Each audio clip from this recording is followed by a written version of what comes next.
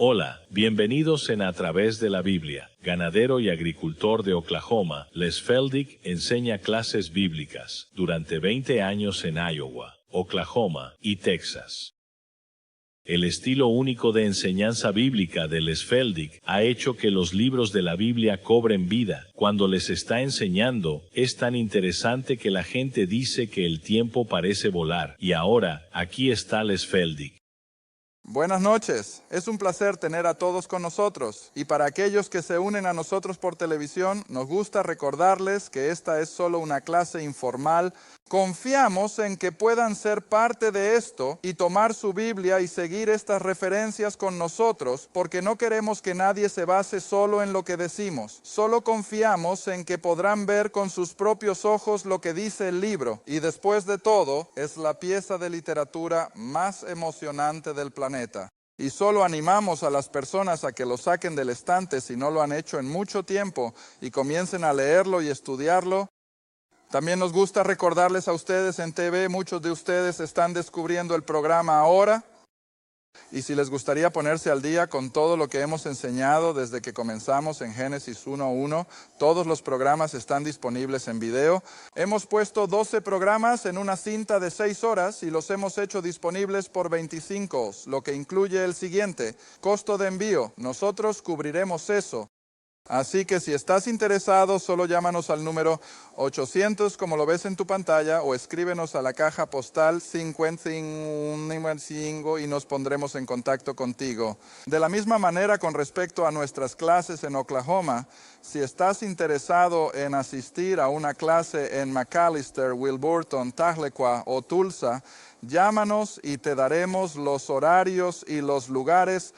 Está bien, eso es todo por los anuncios. Volvamos al libro. Cuando dejamos nuestro último programa, llegué tan lejos en el tabernáculo como el lavadero de limpieza. Disculpen, pero en el tiempo de descanso, un caballero se acercó y dijo: bueno, ahora tienes 12 tribus alrededor del perímetro y no tienes a Leví, eso es 13. Bueno, tiene razón, y no hice un punto de ello. Quiero que recuerden que cuando las 12 tribus se unieron, José, por supuesto, estaba entre las 12, pero verán que José no está aquí. ¿Qué pasó? Para cuando las tribus salieron y se ubicaron alrededor del tabernáculo, tenemos a los dos hijos de José, llamados las dos medias tribus de Manasés y Efraín, y ellos ocupan el lugar de José, así que eso es 12, más 2, lo que en realidad sería, ¿qué? 14.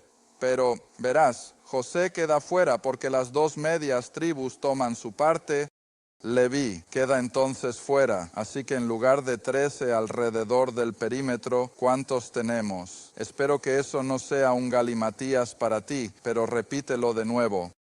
Las 12 tribus incluyen los hijos de José, pero no a José ni a Leví, ya que Leví era la tribu sacerdotal, e incluso cuando entraron en la tierra prometida, recuerdas años después, Leví no tiene una herencia, tienen un área central alrededor de la zona de Jerusalén para que los sacerdotes vivan y demás, pero no tenían una herencia, tenían derecho a lo que provenía de todas las otras tribus.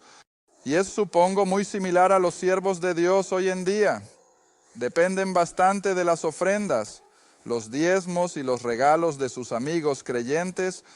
Está bien, ahora continuaremos esto antes de entrar en Levítico. Nos quedamos en el trabajo de limpieza y recuerda ahora, todos los materiales y todos los aspectos del tabernáculo representan a Cristo en algún aspecto de su obra terminada de lo que llamamos la cruz. Ahora, al dejar el trabajo de limpieza y avanzar nuevamente, la pequeña cortina que constituía la entrada a la pequeña tienda, que por supuesto mide 45 pies de largo y 15 pies de ancho, ahora recuerda, eso no es realmente enorme, pero nuevamente todos los números en el tabernáculo son divisibles por 5, el número de la gracia, así que ten eso en mente. Y nuevamente tenemos la pequeña habitación trasera, el Santo de los Santos, de 15 por 15, y luego el frente, que llaman el santuario, era de 30 por 15, y luego, al pasar de nuevo, esa cortina de los mismos colores que esta de aquí afuera, lino blanco, azul, rojo y púrpura, y luego entrarían en este santuario en el que no había ventanas. Y creo que la otra parte interesante es que no había sillas. ¿Alguna vez has pensado en eso? No había un solo lugar para sentarse. Ahora te voy a preguntar, ¿por qué? No. Cuando Cristo terminó su obra, ¿qué hizo? Se sentó. ¿Alguna vez has pensado en eso antes? Hebreos capítulo 1 dice que después de haber terminado la obra, se sentó a la diestra de la majestad en las alturas porque su obra estaba terminada. ¿Qué hay del trabajo de estos sacerdotes? Nunca se terminaba, nunca estaba acabado, y eso es importante. Otra cosa, no había ventanas en todo este complejo porque ¿quién más puede ser la luz? Dios mismo o Cristo otra vez como la luz del mundo. Así que al entrar en este santuario, ahora creo que volveremos a cómo se construyó. Este edificio lo cubrimos en un programa o dos atrás. Pero recuerda el marco de madera, tenía que tener un marco, ya sabes, para sostener toda la tela. El marco de madera estaba hecho de madera del mismo viejo árbol del desierto, la madera de acacia, que hablaba de la humanidad de Cristo en su carne. Y luego estaba cubierto, ¿con qué? Oro. Y eso hablaba de su deidad. Él era hombre y se fue. Ahora verás eso a lo largo de toda la construcción del tabernáculo. Madera, cubierta de oro, hablando de su humanidad y su deidad, excepto, por supuesto, el altar de bronce que estaba cubierto de latón. Ahora, al ver este marco, voy a comenzar con el interior primero y luego trabajar hacia afuera, porque después de todo, esa quizás sería la forma en que lo construirían. Después de que se montó el marco de madera, entonces en el interior lo que vimos al entrar era este hermoso lino tejido a mano y tejido a lo largo de él. No solo los colores nuevamente del azul, el púrpura, el rojo y el blanco. Había pequeñas criaturas parecidas a querubines, en otras palabras, seres angélicos, tejidos. Ahora, no bordado, pero un comentario que leí hace mucho tiempo, pensaba que estaba construido de tal manera que esos querubines podían verse desde cualquiera de los lados de ese material. En otras palabras, estaba tejido directamente en la tela de todo ese hermoso lino. Ahora, si puedes imaginar un poco que la luz que venía de ese candelabro, esas 7 velas reflejándose en todo este oro, y luego contra ese lino blanco puro con los otros colores corriendo a través de él, y estos querubines, estos pequeños seres angélicos, debió haber sido hermoso más allá de la descripción, tenía que serlo. Pero, ¿recuerdas lo que te dije hace un par de semanas?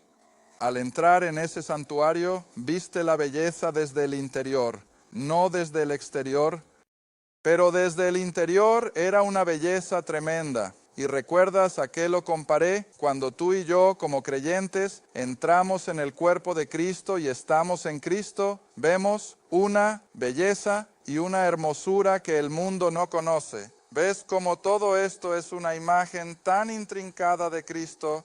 Luego, después, el lino interior había sido colgado.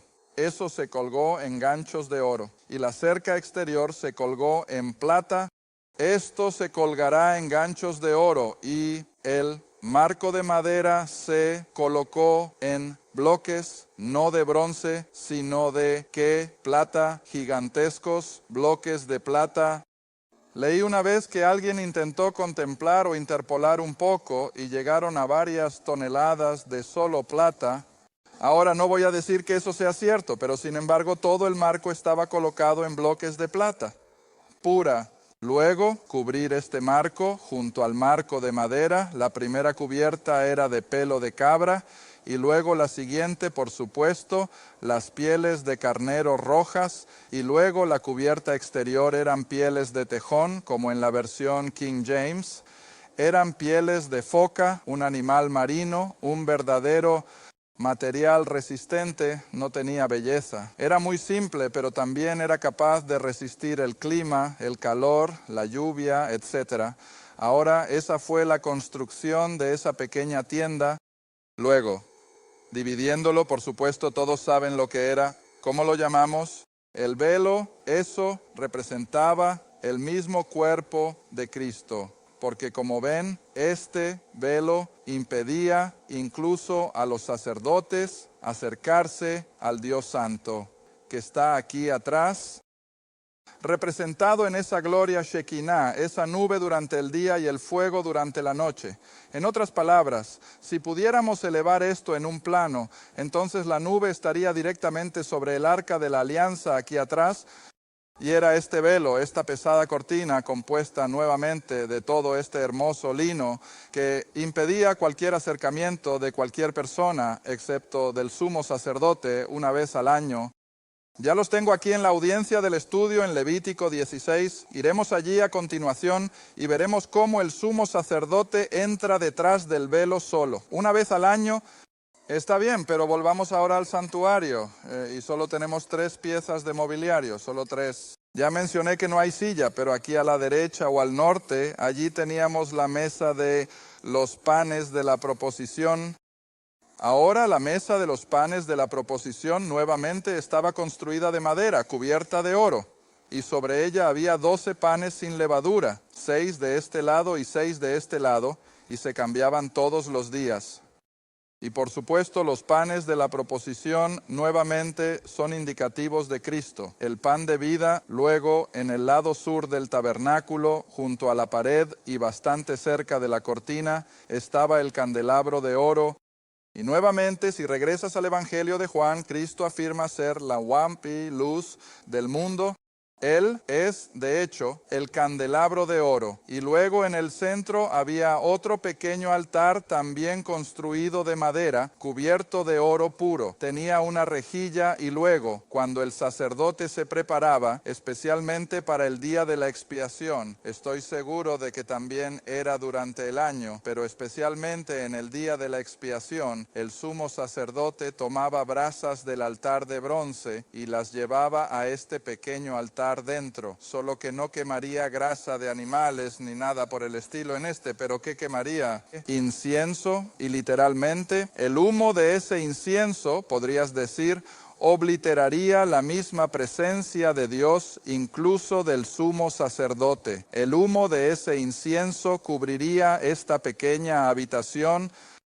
Y así todo esto, por supuesto, habla entonces del trabajo terminado de Cristo. Creo que el altar del incienso, el libro de Apocalipsis nos dice que el dulce olor del incienso es lo que sabe, son las oraciones de los más santos. Ve, así que también estamos involucrados en eso. Luego, después de que pasaste detrás del velo, por supuesto, en esa última pequeña habitación de 15 por 15 pies, tenemos el arca de la alianza. Ahora, gracias a Hollywood, todo el mundo ha oído hablar del arca de la alianza en los últimos años y así sucesivamente. Pero ves, el arca de la alianza era nuevamente de madera, cubierta de oro puro, y era solo una caja. La misma palabra se traduce del hebreo como ataúd. Era solo una pequeña caja, hueca, y en ella... Ahora tengo una pregunta para todos, incluso para mi audiencia de televisión. No puedo encontrarlo y apuesto a que alguien puede... A medida que comenzamos aquí en el Sinaí y en los primeros momentos de, creo, incluso la experiencia en el desierto, ¿quién puede decirme qué hay en el Arca de la Alianza? ¿Qué hay en esa pequeña caja? Está bien, los 10 mandamientos en la piedra, la vara que floreció y una muestra de qué? Maná.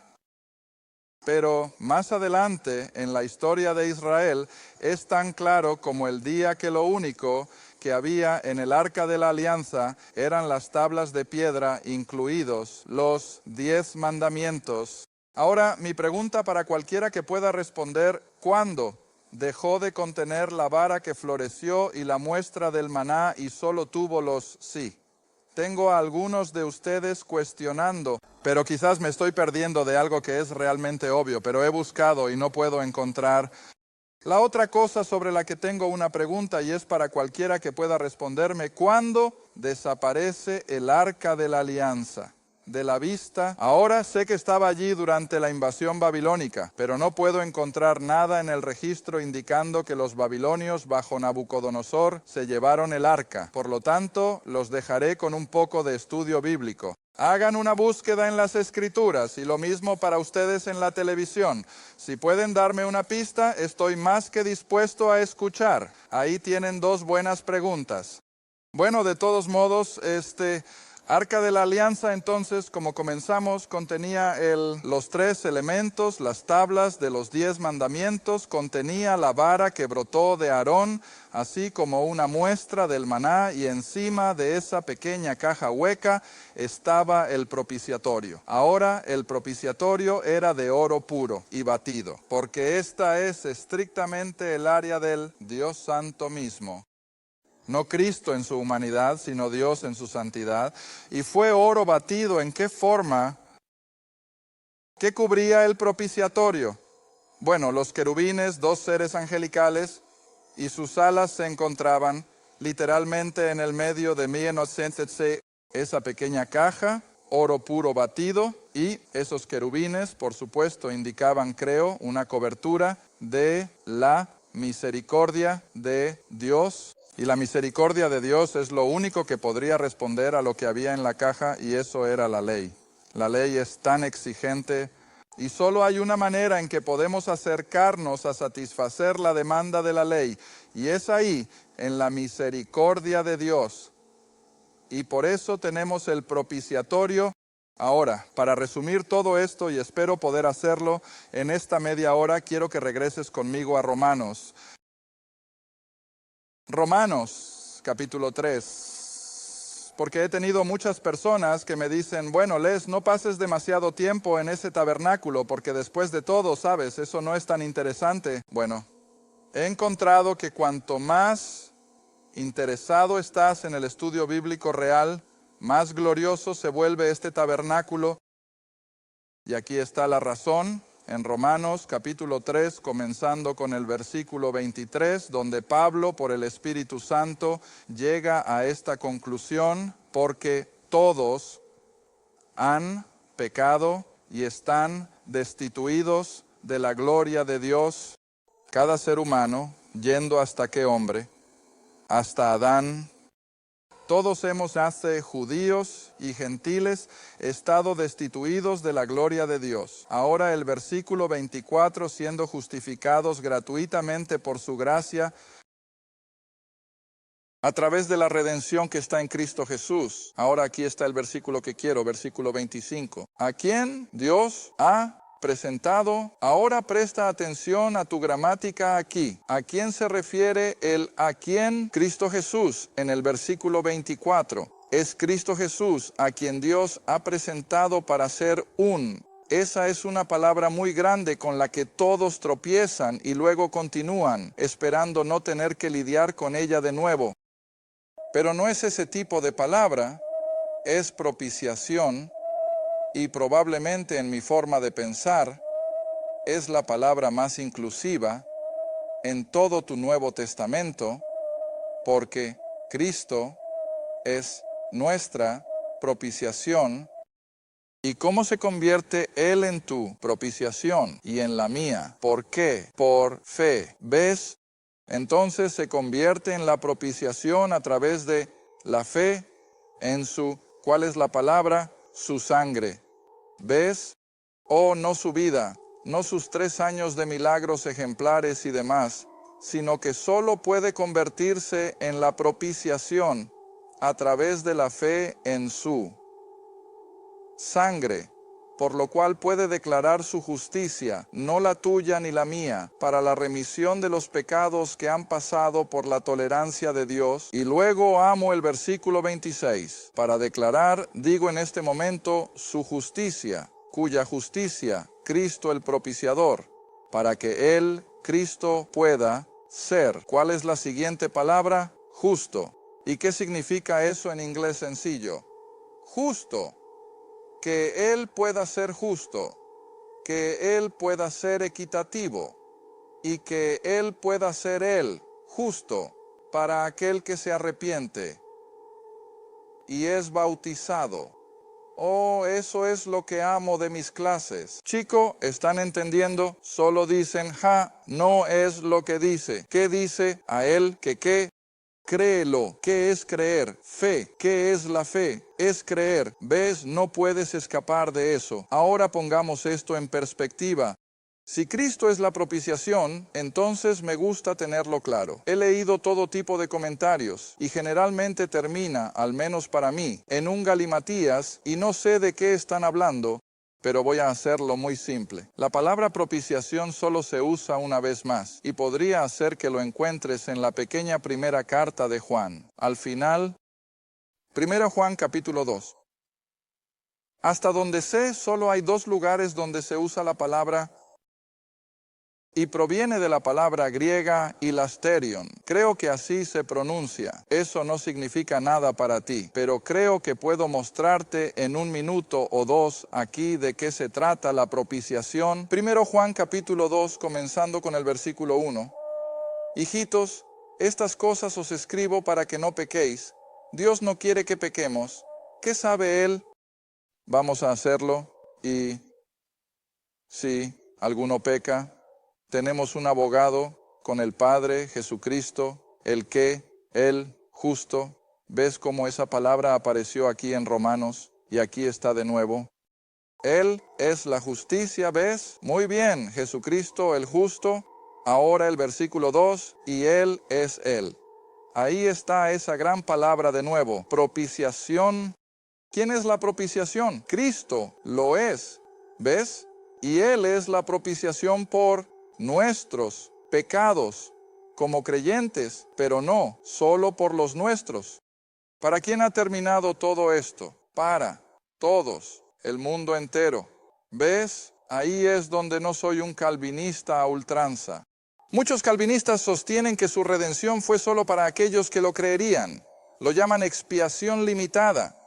Y no puedo aceptar eso porque las Escrituras son tan claras que su muerte potencialmente fue suficiente para cada ser humano que alguna vez fue traído a la escena. Muy bien, propiciación. ¿Qué es? Todo esto sin contar las tribus, pero el muro exterior, el patio, todos los elementos. En él, desde el oro y la plata y todos los materiales hermosos hasta la madera, hasta el bronce, todo lo que puedas imaginar dentro de los confines de este tabernáculo, y su patio, todo el camino detrás del velo hasta la misma presencia de Dios, descansando en misericordia sobre la ley, cada jota y tilde de ella es una imagen de la obra terminada de Cristo. Esa es la propiciación. Ahora déjame construir de nuevo. Él se convirtió en nuestro sacrificio en la cruz. Él cumplió todo lo que el altar de bronce podría hablar. Se convirtió en nuestra fuente de limpieza. Es su palabra la que nos muestra nuestra necesidad, así como nos limpia, te acercas y Él es la mesa de los panes de la propuesta. Él es el pan de vida. Él es la luz del mundo. Él es el incienso de aroma muy dulce. Él es el propiciatorio. Él es el Dios de la gloria Shekinah. Pero no solo eso, vamos a ver el día de la expiación aquí en un momento. Él también es el sumo sacerdote que entra una vez al año en la historia de Israel para presentar ¿qué? La sangre sobre el propiciatorio en la misma presencia de Dios. No sé cuánto tiempo me queda, esperemos tengamos bastante. Regresa conmigo al Evangelio de Juan y veamos cómo él respondió a todo esto en la obra terminada de Cristo. Quisiera que vengas, y creo que está en el capítulo 20.